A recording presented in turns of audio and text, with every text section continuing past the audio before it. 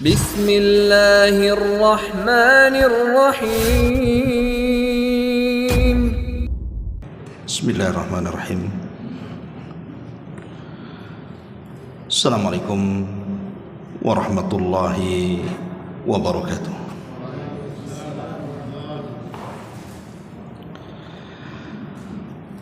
Alhamdulillah. Alhamdulillahilladzi bi ni'matihi tatimmus shalihat. Asyhadu an la ilaha illallah wahdahu rabbi la syarika lah. Wa asyhadu anna Muhammadan abduhu wa rasuluhu alladzi la nabiyya ba'dah. Wa qala Allah azza wa jalla fi muhkami tanzilihi ba'da a'udzu billahi minasy syaithanir rajim. Ya ayyuhalladzina amanu taqullaha haqqa tuqatih wa la tamutunna illa wa antum muslimun. Amma ba'du. Hadirin dan hadirat yang dimuliakan Allah Subhanahu wa taala, alhamdulillah di malam hari ini kembali kita bisa duduk di Masjid Muhajirin dan kita senantiasa mendoakan kepada yang membangunnya dan juga kita semua yang memakmurkan masjid ini. Tema di malam hari ini kita akan membahas seputar ruqyah bagi anak-anak. Ini bekal yang sangat penting sekali, karena setiap kita yang sudah menikah terkadang punya anak bayi atau anak-anak yang sudah usia setahun, 2 tahun sampai kepada taraf balik. Anak-anak kecil, terutama usia-usia balita, ini sangat rentan diganggu oleh syaitan. Tetapi Islam adalah agama yang sempurna. Sudah menjelaskan bagaimana cara memberikan perlindungan kepada mereka. Inilah yang kita akan bahas di malam hari ini. Ma'asyiral muslimin yang dimuliakan Allah Subhanahu wa taala. Di dalam sebuah hadis yang dikeluarkan Imam Muslim dari hadis Abi Hurairah radhiyallahu anhu, Nabi sallallahu alaihi wasallam mengatakan, "Ma min mauludin yuladu illa nakhasahu syaitanu fayastahillu sarikha min nahsati syaitan illa ibna Maryam wa ummahu." Tidaklah seorang bayi yang dilahirkan kecuali setan akan menekannya atau menusuknya sehingga bayi itu akan berteriak dan menangis disebabkan tusukan itu, kecuali Nabi Isa bin Maryam dan ibundanya Maryam bintu Imran. Hadis ini dikeluarkan Imam Muslim. Jadi berdasarkan hadis ini kita tahu bahwa salah satu penyebab tangisan bayi di malam hari atau tangisan bayi saat dilahirkan adalah karena ada sentuhan syaitan di sini, sehingga dia berteriak disebabkan tusukan itu. Tapi tusukan itu tentu tidak memadaratkan si bayi, tidak. Akan tetapi tusukan itu hanya ingin memberitahu bahwa syaitan mengumandangkan genderang perang bahwa dia adalah musuhnya sampai kiamat. Jadi mulai brojol saja setan sudah mengumandangkan perang. Saya ini musuh, sambil ditusuk tuh lambungnya. Dari sini kita tahu bahwa permusuhan syaitan itu dari bayi kita sudah musuhan. sampai kiamat dibangkitkan.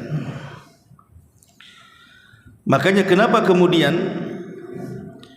Nabi SAW sangat menganjurkan sekali kepada kita, apabila seorang suami istri melakukan hubungan intim, untuk berdoa.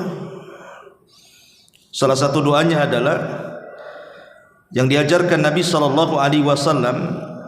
Kata Nabi SAW, inna ahadakum idza ata ahlahu, salah seorang di antara kalian apabila mendatangi keluarganya, maksudnya hendak melakukan hubungan suami istri, wa qala, dan dia mengatakan bismillah, Allahumma jannibna syaitan wa jannibis syaitan ma razaqtana, farazaqa waladan lam yadurrahu syaitan.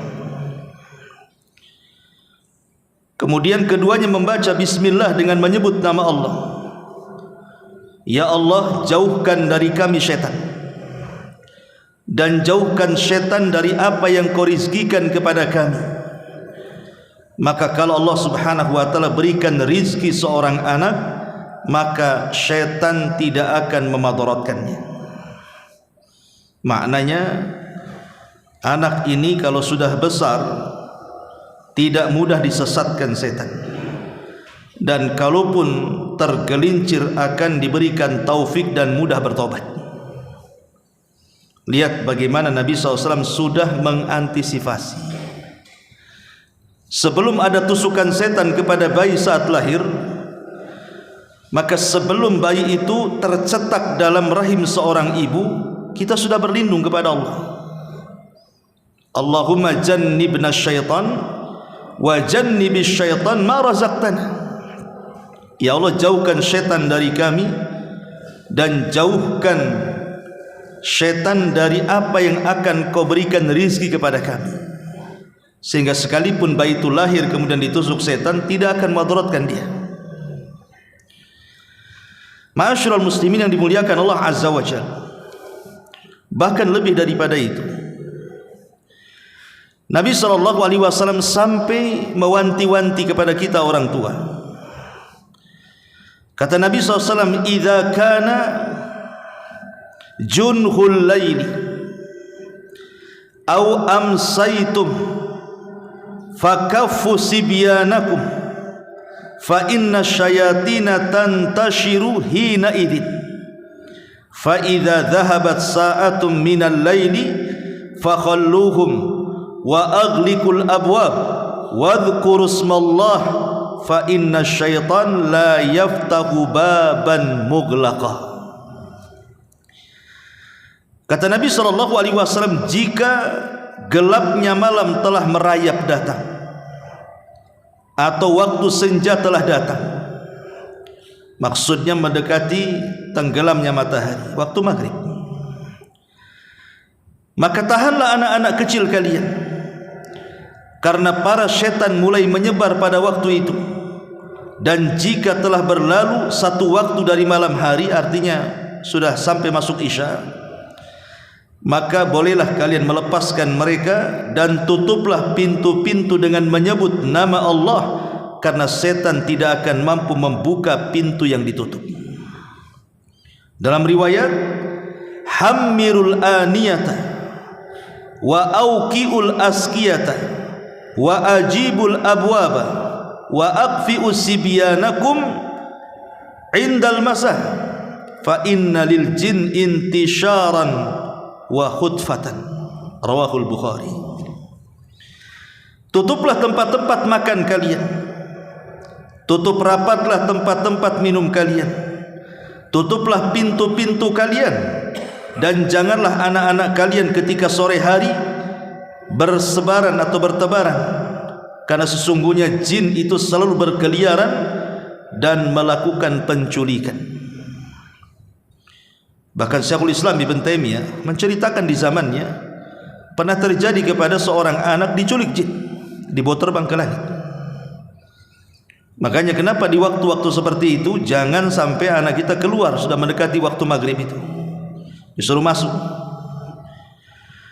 Ma'asyiral muslimin yang dimuliakan Allah Subhanahu wa ta'ala, Maka dari beberapa riwayat ini kita tahu bahwa syaitan tidak akan melepaskan anak-anak kita. Makanya apabila mungkin anak kita ini yang masih bayi, umur setahun 2 tahun gitu ya, yang masih dalam pangkuan kita, masih balita, tiba-tiba kemudian menangis terus di tengah malam. Ada berapa kemungkinan kan menangisnya bayi di malam hari itu? Ya kalau karena mungkin dia haus atau lapar, ya mungkin tidak ada masalah, tinggal dikasih minum, dikasih makan, selesai. Tapi terkadang bukan itu penyebabnya. Sudah dikasih susu ya sudah, dikasih makan ya sudah, tapi masih nangis juga. Dia tidak ada penyakit, kecuali mungkin dia ada penyakit yang menjadikan dia sakit akhirnya nangis terus kan itu. Kita tidak bicara soal penyakit atau soal lapar, tidak. Tapi bayi ini terus menangis, tidak ada hentinya, dan orang tua tidak bisa melerainya. Maka ini pernah terjadi di zaman Nabi SAW. Diriwayatkan dari Aisyah Ummul Mukminin radhiyallahu anha, dia mengatakan, dakhala an-nabiy sallallahu alaihi wasallam fasami'a sauta sabi yabki. Kata Aisyah radhiyallahu anha, satu hari Nabi sallallahu alaihi wasallam masuk kemudian mendengar suara jeritan bayi, tangisan bayi. Faqala, maka Rasul mengatakan, ma li sibyanikum hadza yabki. Kenapa anak itu nangis terus? Ada apa dengan anak itu? Kemudian kata Nabi SAW, fahallastarqaitum lahu minal ain.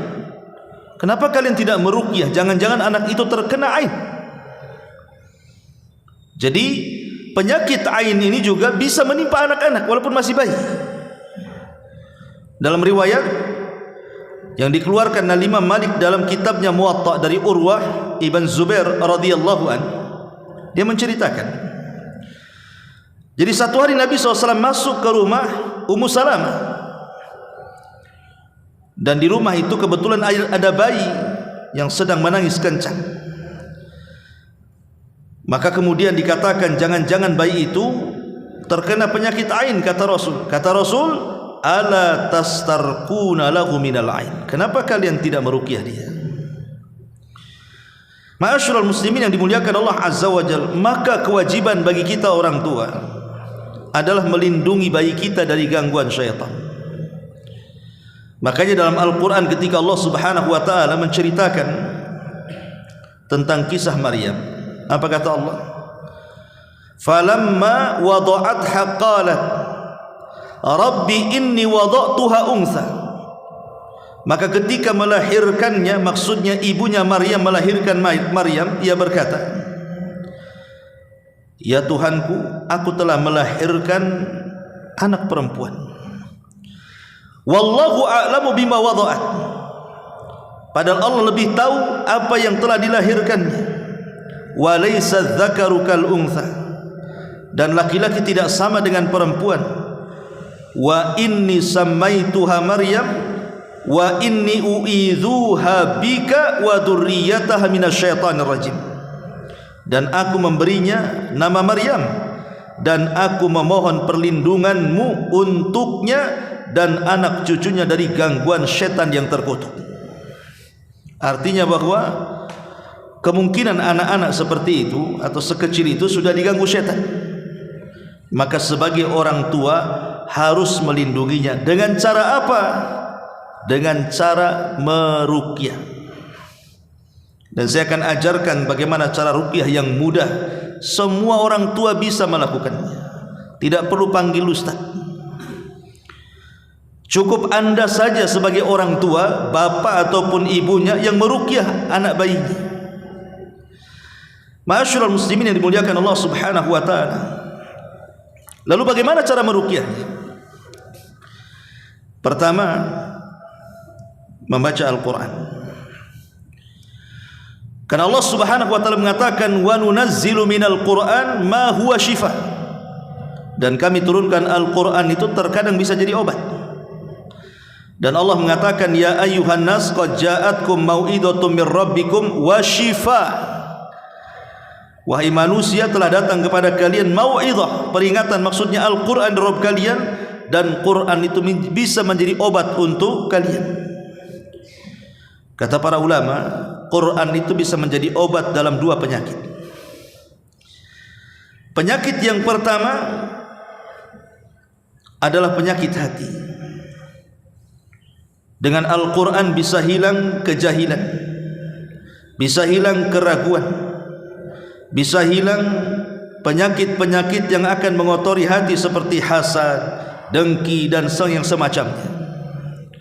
Dan yang kedua, di sini pembahasannya, bisa mengobati al-amrad al-zahirah, sakit-sakit yang nampak karena gangguan setan dan begitu seterusnya, dengan cara diruqyah.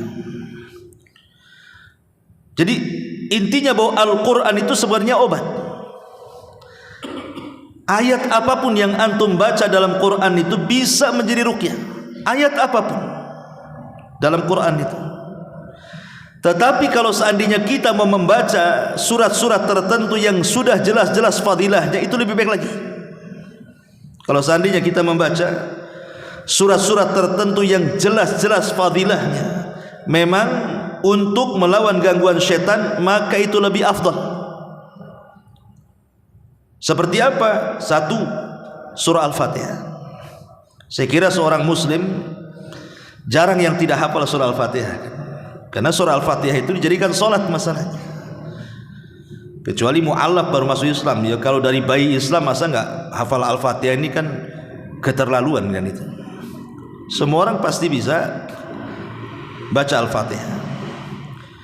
Ingat sebuah hadis yang dikeluarkan Imam Bukhari dari sahabat Abi Sa'id Al-Khudri radhiyallahu anhu. Jadi satu hari Abi Sa'id Al-Khudri ini dengan rombongannya kehabisan bekal. Kemudian masuk di sebuah perkampungan, maksudnya ingin dijamu karena habis bekalnya. Tapi rupanya satu kampung itu bakhil, tidak ada yang mau ngasih makan. Akhirnya rombongan Abu Sa'id Al-Khudri pun pergi dari kampung itu. Allah takdirkan pemimpin kampung itu tersengat kalajengking. Jadi tersengat kalajengking, sakit, demam. Maka orang-orang kampung mengatakan kepada para sahabat yang mau pergi dari situ, siapa di antara kalian yang bisa mengobati pemimpin kami? Akhirnya kemudian mereka mengatakan, ada, tapi syaratnya karena kalian tidak mau menjamu kami meminta 30 ekor kambing. Kalau kalian sediakan 30 ekor kambing, maka kami akan obati ketua suku kalian. Akhirnya kemudian setelah melakukan transaksi, kemudian sepakat, maka kemudian salah seorang sahabat mendekati kepala suku itu, kemudian membaca surah Al-Fatihah sambil meniup bagian yang tersengat kalajengking. Subhanallah, keajaiban datang, hilang pula sakitnya dan langsung sembuh. Sebagaimana perjanjian, mereka harus memberi 30 ekor kambing kan? Akhirnya sebagian kambing mereka makan, dan sebagiannya lain mereka kemudian dibawa pulang sampai diceritakan kepada Nabi. Akhirnya Rasul pun ingin mendapatkan bagian kambing itu. Kemudian Nabi SAW mengatakan di hadapan para sahabatnya, inna ahaqqa ma akhadtum alaihi ajran kitabullah. Sesungguhnya yang paling berhak untuk mendapatkan upah adalah orang yang mengajarkan Al-Quranul Karim. Dari sini kita tahu bahwa surah Al-Fatihah ini surah ruqyah. Makanya di antara nama dari nama-nama surah Al-Fatihah kan banyak tuh. Ada yang mengatakan Ummul Kitab, ada Al-Fatihah, ada Al-Kafi. Tapi di antara nama surah Al-Fatihah itu Asy-Syafi, surat pengobat. Dari mana penamaan surah Al-Fatihah itu dengan Asy-Syafiyah, surat pengobat? Karena Nabi SAW yang bersabda tentang surah Al-Fatihah, wa may yudrika annaha ruqyatun. Tidakkah kalian tahu bahwa Fatihah itu bisa dijadikan ruqyah? Makanya zaman dulu kan, zaman bahula gitu ya, orang-orang kampung itu Terkadang mereka datang ke Pak Kiai minta air. Pak Kiai ini tidak ada yang dibaca kecuali Fatihah saja, tetapi bisa menyembuhkan. Karena memang surah Al-Fatihah itu surah ruqyah. Kan mudah kita pegang anak kita, kemudian kita pegang kepalanya atau pegang perutnya, kita baca surah Al-Fatihah saja kan. Itu kan ruqyah yang sangat mudah sebenarnya. Ditambah-tambah kemudian setelah surah Al-Fatihah Anda baca surah Kursi. Ayat Kursi apa? Karena ayat Kursi itu ayat yang paling agung di dalam Al-Quran. Sebagaimana disebutkan di dalam hadis Ubay bin Ka'ab radhiyallahu an, Nabi SAW mengatakan, ya Abal Mundhir, atadri ayati min kitabillah ma'aka a'zam. Wahai Aba Mundhir, tahukah ayat yang paling a'zam dalam Quran, yang paling agung dalam Quran? Maka beliau mengatakan, Allah wa rasuluhu a'lam, Allah dan Rasulnya yang tahu. Maka Rasul bertanya lagi, tahukah engkau wahai Aba Mundhir, wahai Ubay, ayat yang paling agung dalam Quran? Lagi-lagi dia mengatakan Allah wa rasuluhu a'lam. Sampai 3 kali Rasul bertanya, baru kemudian Ubay menjawab, Allahu la ilaha illa huwal hayyul qayyum, sampai selesai. Kemudian Rasul memukul dada Ubay dan mengatakan, wallah liyahni'akal ilmu ya Abal Mundhir, semoga Allah berikan kesemangatan untuk terus menuntut ilmu wahai Aba Mundhir. Dari sini kita tahu bahwa ayat Kursi itu ayat yang paling agung dalam Quran. Bayangkan ayat yang paling agung dalam Quran dibacakan kepada bayi yang sedang diganggu syaitan. Apa enggak ngacir itu setan? Makanya satu-satunya ayat yang sangat ditakuti syaitan adalah ayat Kursi. Dan itu sesuai dengan pengakuan setan sendiri. Ketika Abu Hurairah radhiyallahu an dipercaya Nabi SAW untuk menjaga pembendaharaan Baitul Mal di bulan Ramadan, tiba-tiba ada yang nyuri. Kemudian ditangkap, tetapi dengan alasan dia berhajat kepada makan itu dilepas. Besoknya mencuri lagi, kemudian dilepas lagi, sampai 3 kali. Ketiga kalinya Abu Hurairah mengatakan, oh tidak bisa, kamu sudah 3 kali mencuri masalahnya. Baik, aku akan bawa kau kepada Nabi SAW. Tiba-tiba mencuri ini mengatakan, da'ni u'allimuka kalimat. Ya Abu Hurairah, maukah kau lepaskan aku, dengan imbalan aku akan ajarkan kepadamu beberapa kalimat. Kemudian kata Abu Hurairah, mahi, apa itu kalimat yang kau akan ajarkan kepadaku? Maka orang ini mengatakan, idza awaita ila firashika faqra ayatal kursi, Allahu la ilaha illa huwal hayyul qayyum ila akhir. Fa innaka lan tazala 'alaika minallah hafizun wa la yaqrabannaka syaitanun hatta tusbiha. Ya Abu Hurairah, apabila engkau menuju pembaringanmu, maka bacalah ayat Kursi, Allahu la ilaha illa huwal hayyul qayyum. Kalau engkau membaca ayat ini kemudian engkau tidur, engkau akan terus dijaga Allah dan tidak ada satupun setan yang akan mendekati. Kemudian Abu Hurairah melepas orang ini. Keesokan harinya bercerita kepada Rasul. Kata Nabi SAW, ya Abu Hurairah, orang yang semalam kau tangkap tahu siapa dia? Tidak tahu wahai Rasul. Kata Nabi, itulah syaitan. Setan yang mengajarkan kamu ayat Kursi itu. Sadaqaka wa huwa kadzub. Dalam masalah ini dia benar ngomong sama kamu, tapi dia itu pendusta, kata Rasul. Khusus masalah ini benar, tapi yang lainnya pendusta. Lihat bagaimana setan membocorkan rahasia kan. Ayat yang paling ditakuti mereka ayat Kursi itu. Setan sendiri yang membocorkan rahasianya.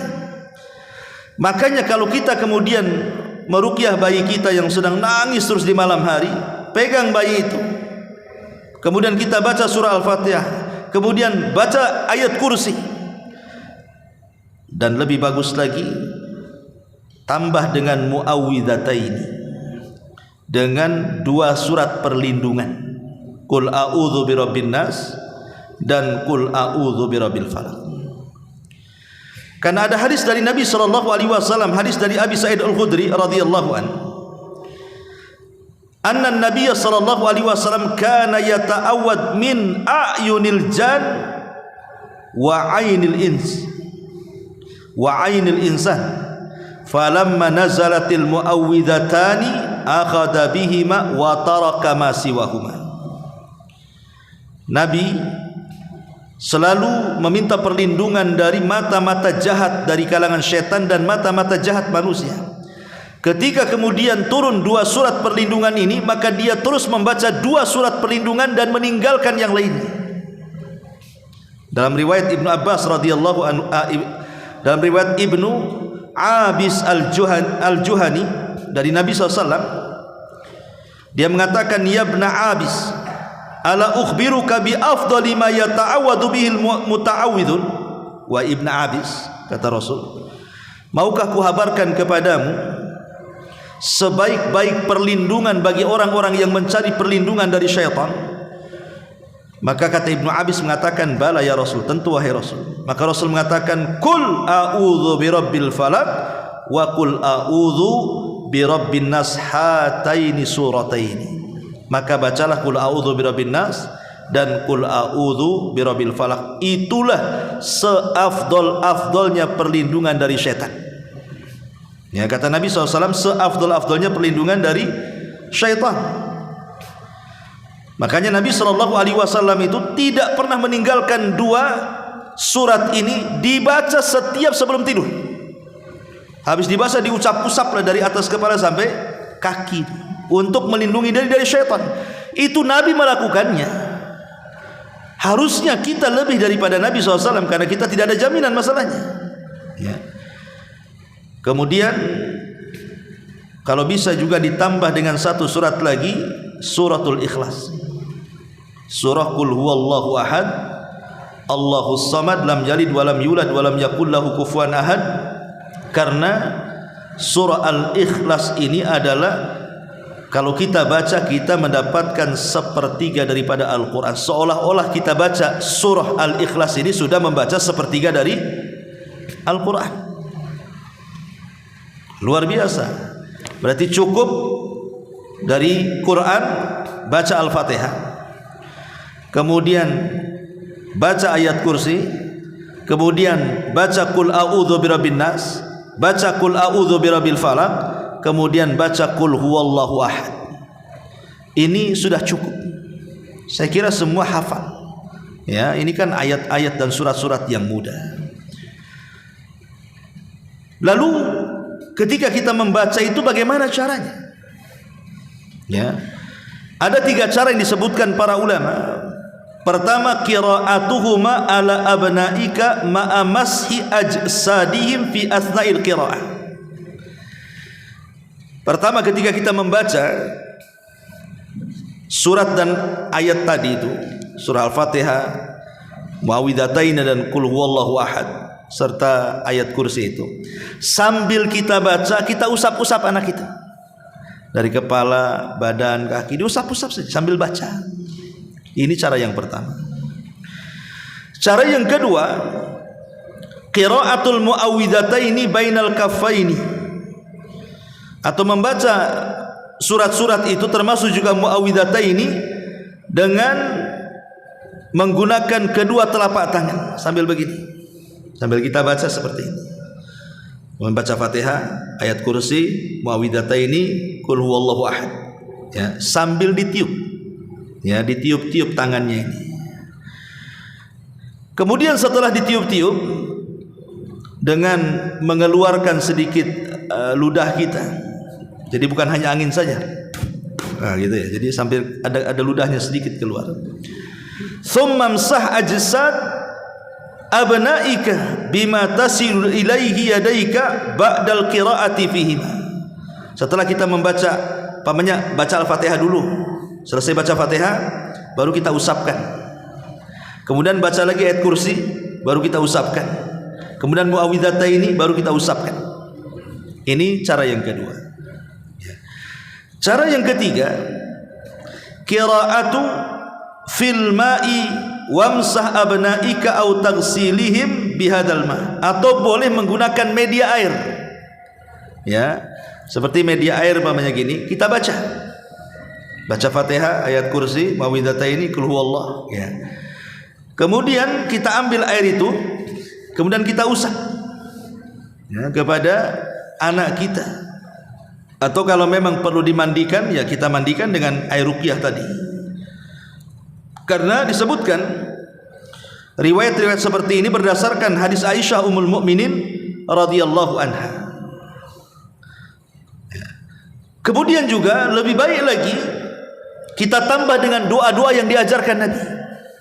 Jadi bukan hanya sekedar surah Al-Fatihah, ayat kursi, muawwidhataini, qul a'udzu qul huwallahu ahad gitu ya. Baca juga doa-doa yang warid dari Nabi SAW. Contoh umpamanya hadis yang dikeluarkan Imam Bukhari dari Abdullah ibn Abbas radhiyallahu anhuma, dia mengatakan, kana an-nabiy sallallahu alaihi wasallam yu'awwidul Hasan wal Husain wa yaqul inna abakuma kana yu'awwidhu biha Ismail wa Ishaq a'udzu bikalimatillahi tammati min kulli syaitanin wa hammah wa min kulli ainin lammah. Kata Abdullah ibn Abbas radhiyallahu anhuma, Nabi ini selalu meruqyah Hasan dan Husain. Kemudian Nabi SAW mengatakan, sesungguhnya bapak kalian berdua, maksudnya Nabi Ibrahim, juga meruqyah anaknya Ismail dan Ishak. Ya, Nabi itu ketika meruqyah Hasan dan Husain, meminta perlindungan dari gangguan setan, itu meniru kakek buyutnya Ibrahim alaihi salatu wassalam ketika meruqyah Ismail dan Ishak. Kemudian membaca doa ini, a'udzu bikalimatillahi tammah, aku berlindung kepadamu dengan kalimat-kalimat Allah yang sempurna, min kulli syaitanin wa hammah, dari kejahatan setiap setan, wa min kulli ainin lama, dari wahamah dan binatang, dan dari setiap mata-mata yang jahat. Berarti di sini ada 3 perlindungan. Pertama dari setan, yang kedua dari binatang, yang ketiga dari mata-mata jahat. Karena 3 inilah penyebab bisa saja anak kita ini tersambat setan. Ya, bisa faktornya dari setan, atau mungkin dari binatang-binatang. Binatang-binatang yang menyakiti anak kita, entah semut, entah apa kan begitu, kita nggak tahu kan. Namanya anak kecil, dan tahu apa dia kan. Ada binatang-binatang yang di kamar kita, entah kapan masuknya kita tidak tahu. Atau dari mata-mata jahat, orang yang hasad kepada kita. Makanya sudah dalam bab hasad sudah saya jelaskan, kalau seandainya Allah takdirkan antum mendapatkan nikmat berupa kelahiran anak, cepat-cepat berdoa kepada Allah. Apa doanya? Minta keberkahan supaya melawan hasad dengan lawannya. Ketika hasad ingin menghilangkan nikmat kita, maka doa berkah itu justru menambah nikmat. Ya. Ini yang pertama. Jadi antum bisa membaca, setelah membaca Al-Fatihah, kemudian ayat kursi, kemudian muawwidhataini, kemudian suratul Ikhlas, antum bisa tambah dengan a'udzu bikalimatillahi tammati min a'udzu bikalimatillahi tammah min kulli syaitanin wa hammah wa min kulli ainin lammah. Itu sebagaimana Rasul meruqyah Hasan dan Husain. Ataupun kalau mau doa yang diucapkan Jibril ketika meruqyah, doa-doa malaikat Jibril. Seperti hadis Abi Sa'id Al-Khudri radhiyallahu an, jadi Jibril satu hari datang kepada Nabi sallallahu alaihi wasallam dan mengatakan, ya Muhammad ishtakaita, wahai Muhammad, ada sesuatu yang menyakitimu? Maka Rasul mengatakan, na'am ya. Maka Jibril kemudian meruqyah Rasul dan mengatakan, bismillahi arkik min kulli syai'in yu'dhik min syarri kulli nafsin aw ainin hasidin Allahu yashfik bismillahi arkik. Dengan nama Allah aku meruqyahmu wahai Muhammad dari segala sesuatu yang menyakitimu dan dari setiap jiwa atau pandangan yang dengki kepadamu. Semoga Allah menyembuhkan penyakitmu. Dengan nama Allah aku meruqyahmu. Nah, bisa juga menggunakan lafaz ini, bismillahi arqiq, min kulli syai'in yu'dhik min syarri kulli nafsin aw ainin hasidin Allahu yashfik bismillahi arkik.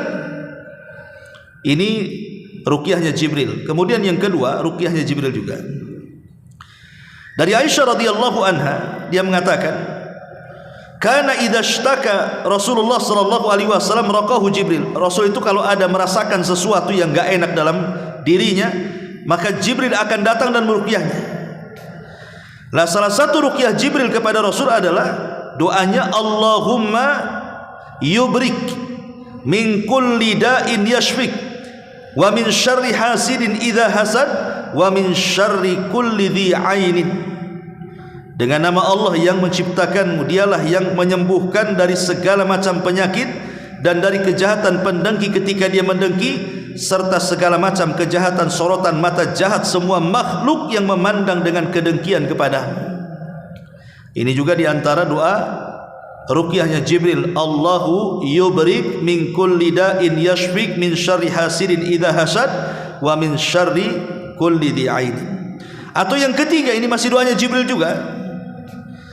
Apabila meruqyah Nabi SAW, maka beliau mengajarkan kepada Rasul, bismillahi turbatu ardina biriqati ba'dina yashfi sakimuna biidni rabbina. Dengan nama Allah, tanah bumi kita dengan ludah sebagian kita disembuhkan orang sakit kita dengan izin Rabb kita.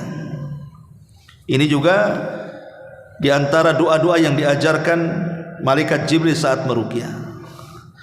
Atau mungkin doa-doa yang ma'ruf, ya, seperti mamanya Nabi SAW mengajarkan doa Allahumma rabban nas adhibil ba'sa ashfi anta syafi la shifaa illa shifauka shifaan la yughadiru saqama. Ini juga hadis Bukhari Muslim. Ini yang banyak dihafal peruqyah biasanya. Allahumma rabban nas adhibil ba'sa ashfi anta syafi la shifa illa shifauka shifaan la yughadiru saqama. Ya, biasanya kalau mau ngobati orang, mau ngurut, mau bekam, mau apa gitu kan, nah, baca doa ini, Allahumma rabban nas adhibil ba's ashfi anta syafi la shifa illa shifauka shifaan la yughadiru saqama. Ya Rabb manusia, hilangkanlah kesusahan dan berilah dia kesembuhan. Engkau zat yang maha penyembuh, tidak ada kesembuhan kecuali kesembuhanmu, kesembuhan yang tidak meninggalkan penyakit yang lainnya. Maknanya sudah luar biasa, ya.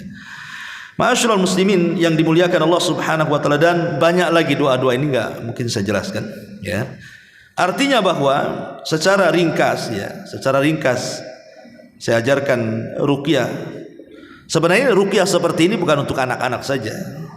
Cara seperti ini untuk siapa saja bisa. Cuman maksudnya saya khususkan untuk anak-anak ini karena terkadang ada orang tua di malam hari panik dia. Anaknya nangis rewel luar biasa, panik.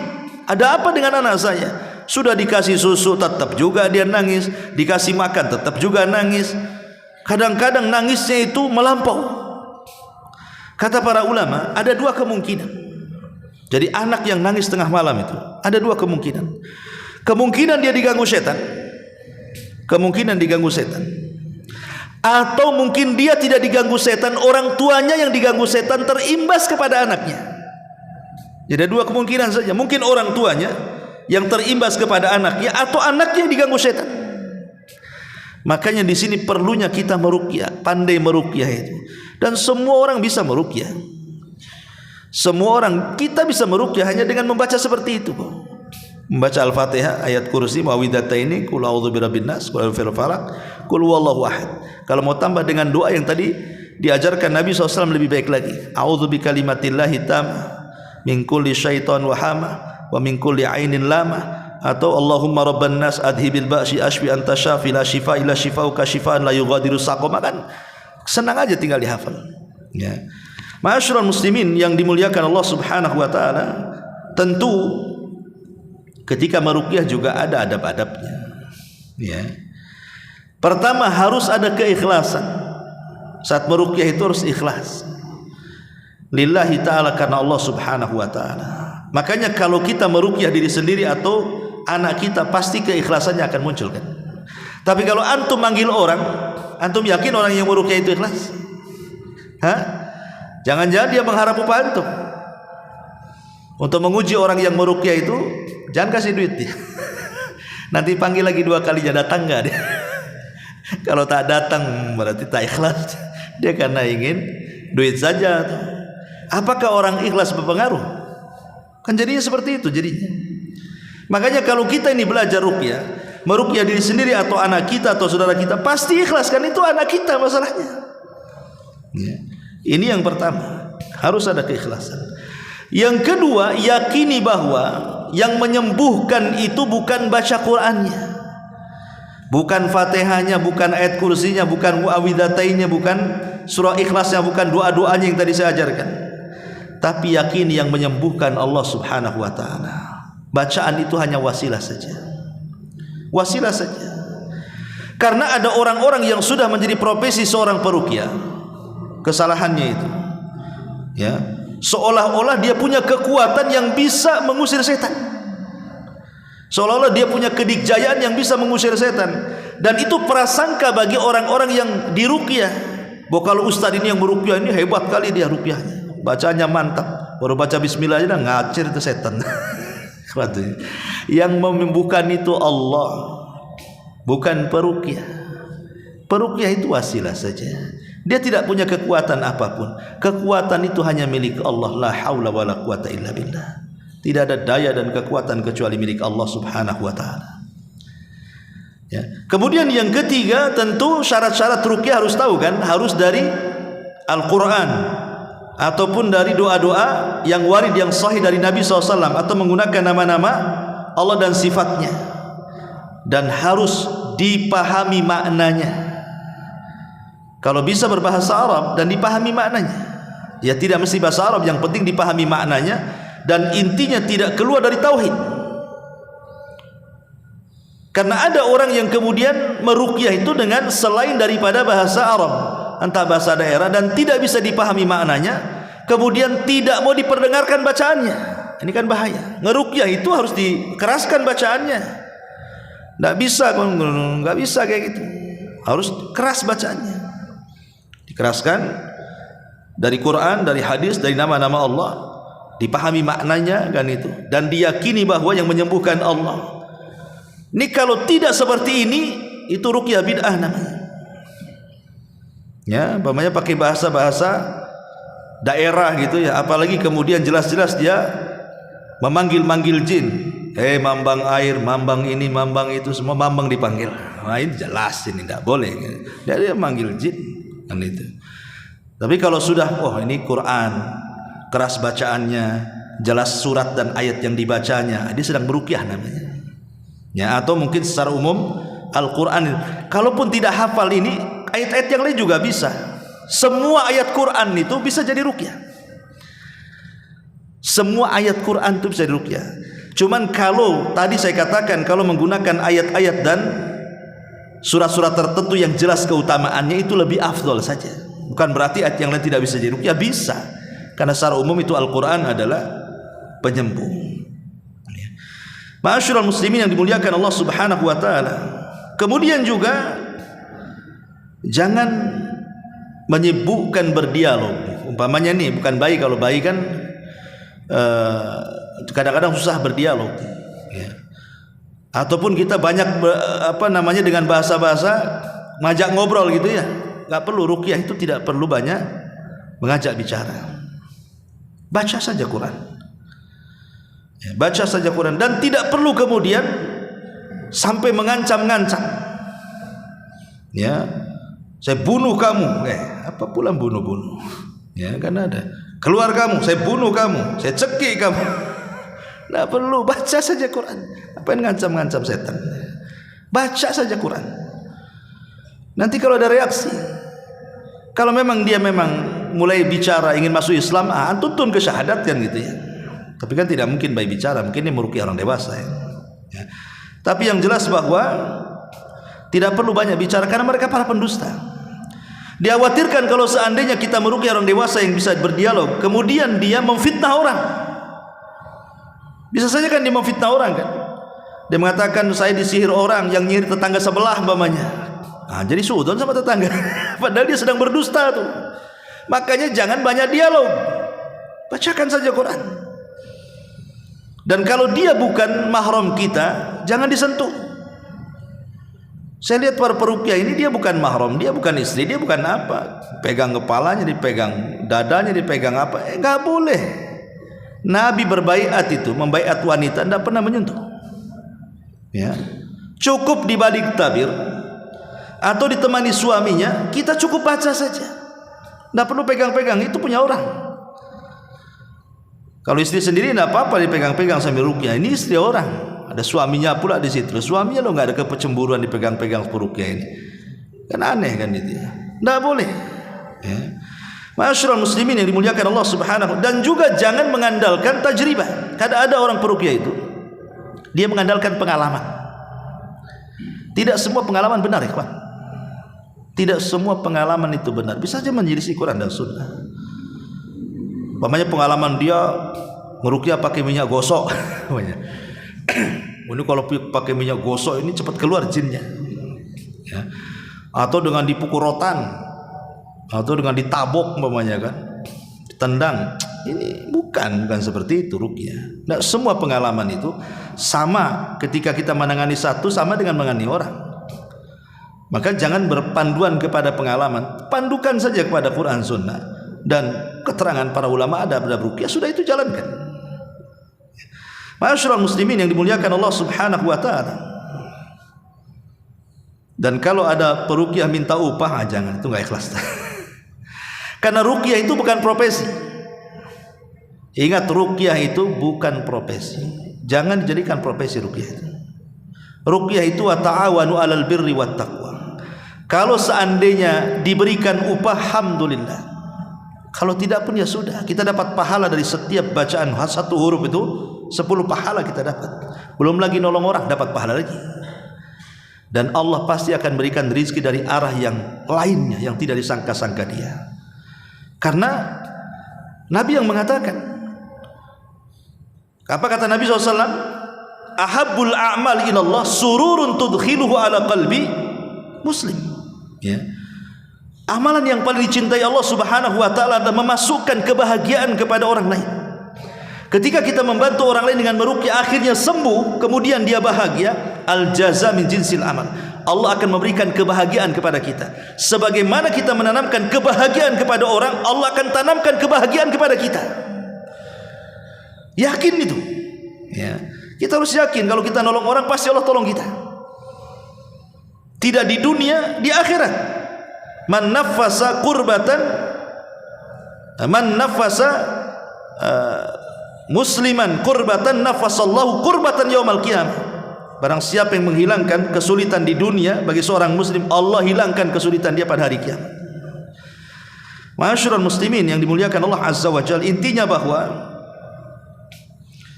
meruqyah ini bisa benar-benar bermanfaat kalau memang faktor-faktor penyembuhan itu ada. Ya. Artinya dari pihak orang yang meruqyah dan dari pihak orang yang diruqyah. Dari pihak yang meruqyah memang orangnya soleh, orangnya tidak melakukan banyak dosa gitu. Sekarang orang tidak sholat suruh meruqyah, dia aja perlu diruqyah. Orang nggak sholat, sok-sok ngeruqyah orang, kamu loh ya harus diruqyah, bukan orang. Kamu ada setannya itu. Jadi ada faktor peruqyah juga harus baik kan begitu. Yang kedua, faktor dari yang diruqyah. Yang diruqyah ya juga harus baik, kita nasihati. Nanti habis diruqyah ini suruh lebih baik lagi, lebih soleh lagi, suruh rajin lagi sholatnya, jauhi kesyirikan, jauh bid'ah, jauhi pokoknya kasih nasihat dia. Kalau dua faktor ini terjadi, maka insya Allah pengobatan itu manfaat. Karena ruqyah ini adalah sesuatu yang ajaib, ikhwatu fiddin. Sesuatu yang ajaib. Quran ini membawa keajaiban. Terkadang banyak orang-orang yang sudah ditangani rumah sakit, dokter-dokter dan begitu seterusnya, mereka sudah angkat tangan, tidak tahu apa lagi yang harus dilakukan karena mungkin penyakitnya kronis. Tapi kemudian ketika dia beralih kepada membaca Al-Quran dan diniatkan sebagai penyembuhan, Allah takdirkan dia sembuh. Dan itu banyak kejadian seperti itu. Sekali lagi, maka jangan pernah remehkan ruqyah ini, terutama ruqyah mandiri. Tapi pembahasan malam ini maksudnya kalau memang ada anak kita nangis tengah malam, jangan sepelekan. Tangisan anak itu jangan disepelekan. Bisa saja karena gangguan setan. Makanya saya ajarkan ruqyah yang mudah, baca Fatihah, baca ayat kursi, muawwidhataini sama qul huwallahu ahad sambil diusap-usap. Insyaallah biiznillah, ya, kita dengan yakin dan tauhid kita kepada Allah, insyaallah anak kita dijauhkan dari gangguan setan. Wallahu a'lam bishawab. Ini saja yang bisa sampaikan, mudah-mudahan ada manfaatnya. Subhanakallahumma bihamdika asyhadu an la ilaha illa anta astaghfiruka wa atubu ilaik. Allahu taala alam. Assalamualaikum warahmatullahi wabarakatuh.